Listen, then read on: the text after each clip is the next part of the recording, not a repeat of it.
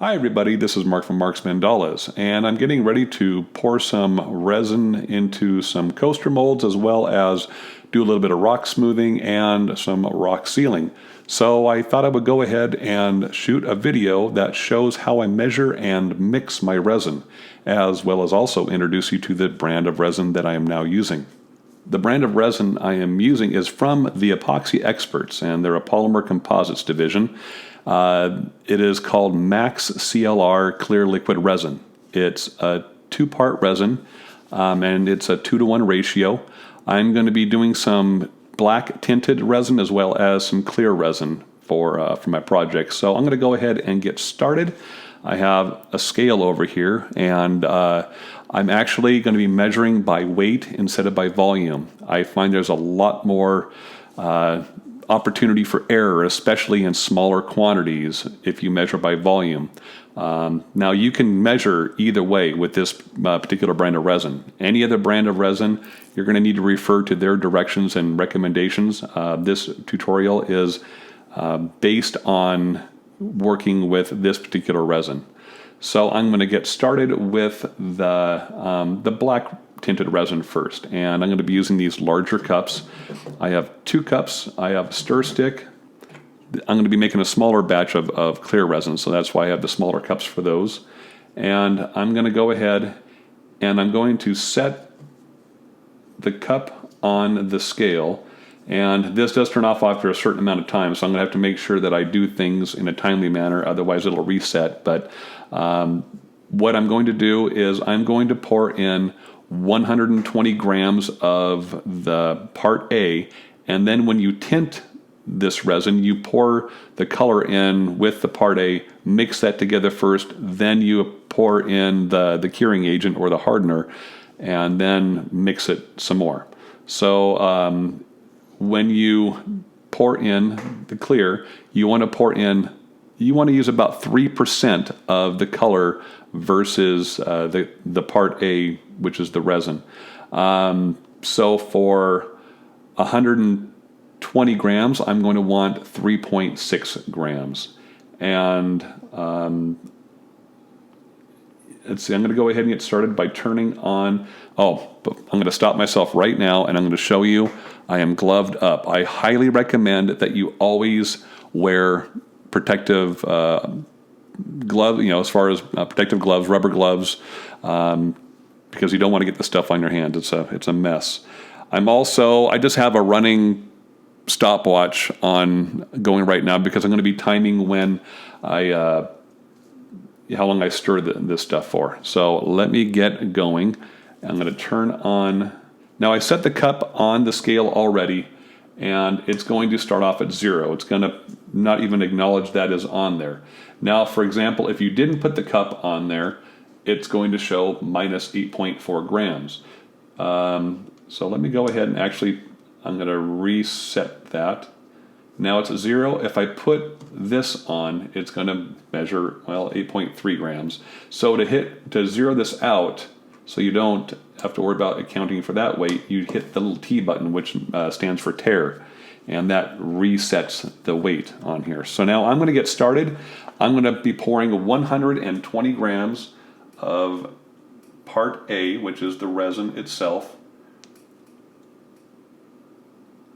And when you start getting closer, you want to really start slowing down how fast you're pouring this resin in there.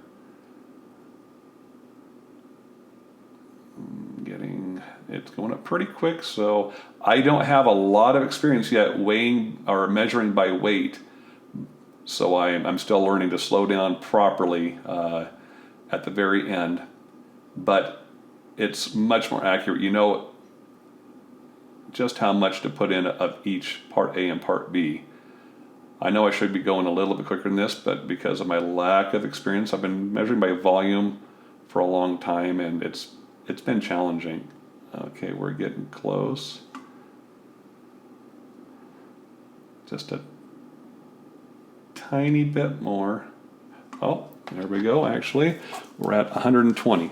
So now I'm going to hit T again, and it zeroes it out. And now I know I want 3.6 I'm using black because 3.6 is going to be 3%.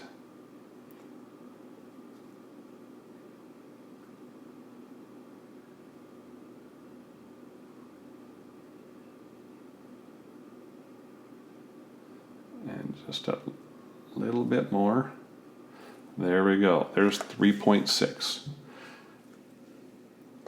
And I'm gonna, let's see, I think I put the stick on here, and I'm gonna hit tear again, because once I'm done stirring this, I don't normally do this on the scale, but with the second camera, I think it has a pretty good view of this, so I'm going to go ahead and don't worry about the numbers on here as I'm pushing up and down on this. It's going to change a little bit.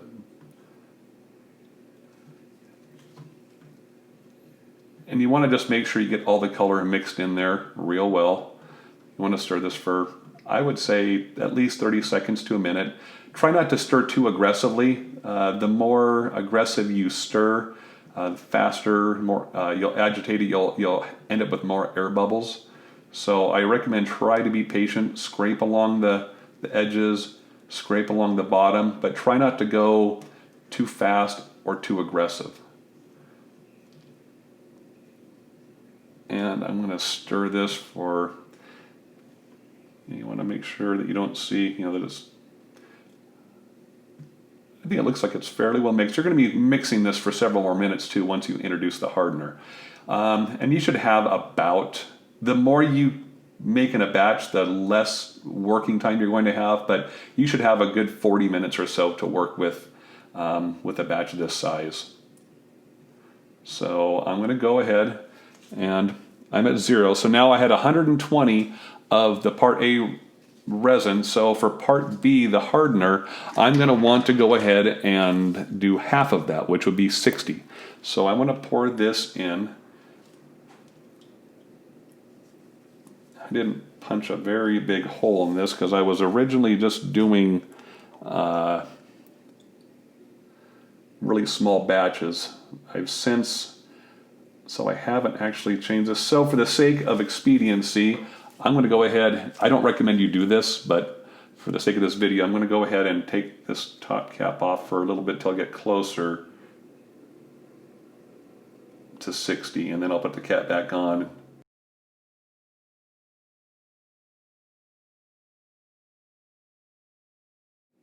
Squeeze this to try to get this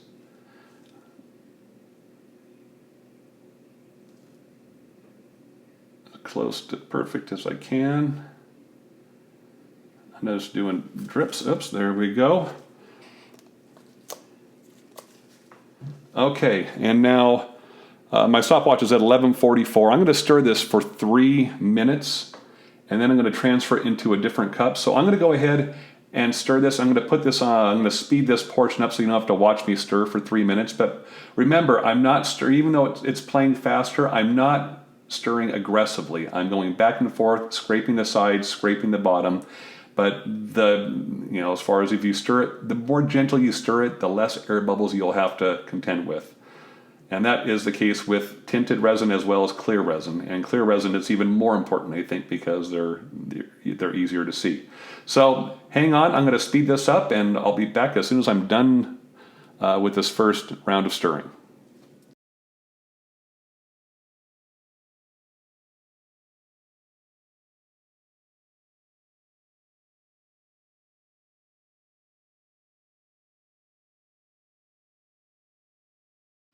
Okay, now it's been 3 minutes now, and I'm going to go ahead and turn off the scale and get it out of the way. And I'm going to bring the silicone mat over, try to protect the table. Make sure you don't do this on any piece of furniture that you are worried about, because if you spill resin on there, it could be a mess. And you want to go ahead and dump this into a second clean cup. And this is just to help homogenize this. Now, it's recommended that you do not scrape. You don't want to scrape out the first cup if you want to get a cleaner a cleaner pour. You can let it drip out for a while and get as much out of there as you can, but I guess you can scrape it out, but it's recommended that you don't. So I just try to get as much out as I can this way here. Scrape the side. And now I'm going to stir this for 3 more minutes, and this will be pretty much ready to go. I'm actually going to, once I'm done stirring this for 3 more minutes, I'm going to let it sit for about 5 minutes or so and let any air bubbles in there come to the surface and let it off gas.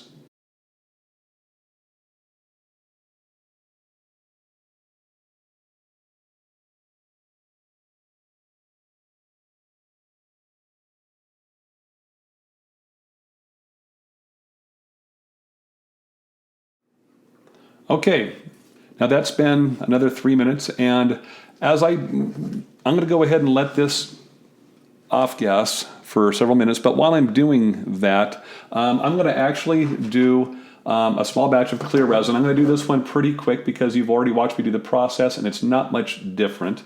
Let me go ahead and, actually I'm going to turn that scale off. I'm going to be doing a much smaller batch of this.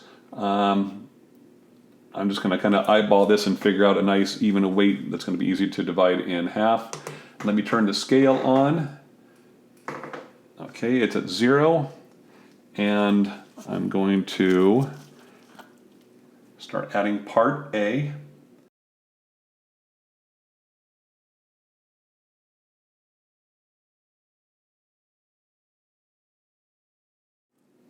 Okay, I'm going to do 15.4 grams. That's okay, I can still divide that in 2. That is going to be 7.7 grams of hardener. And so I'm going to go ahead and hit the T to zero that out, and let me go ahead and add 7.7 grams.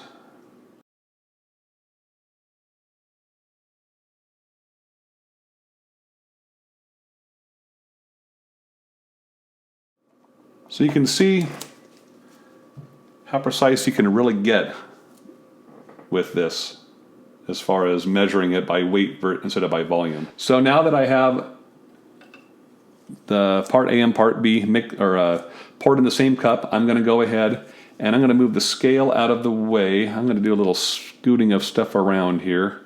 You want to be careful when you're doing this. Get the scale out of the way, and I'm going to slide this over a little bit so that I'm in view of the close-up camera.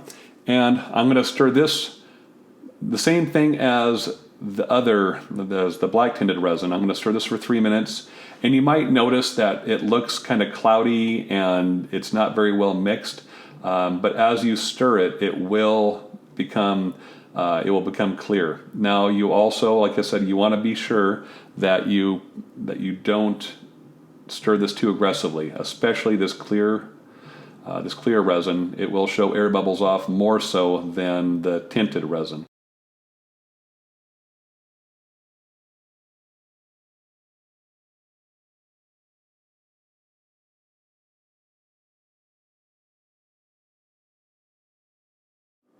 Okay, now that first round of stirring is done, I'm going to bring the second cup over here, and I'm going to pour this into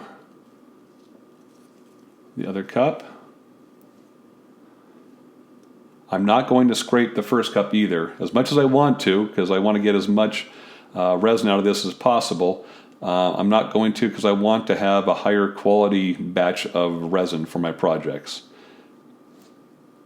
Okay, I'm going to scrape the side there and set this aside. Now I'm going to stir this for 3 more minutes, gently. I'm not going to be aggressive with it, so I'll be right back.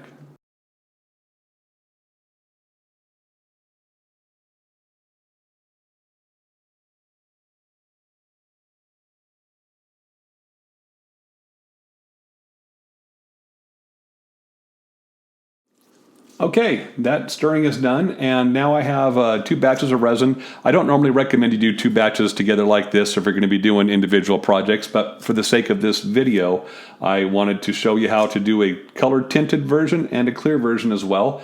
I'm going to go ahead and get started making my next video. Actually, my next couple videos. The next one's going to be on making resin coasters.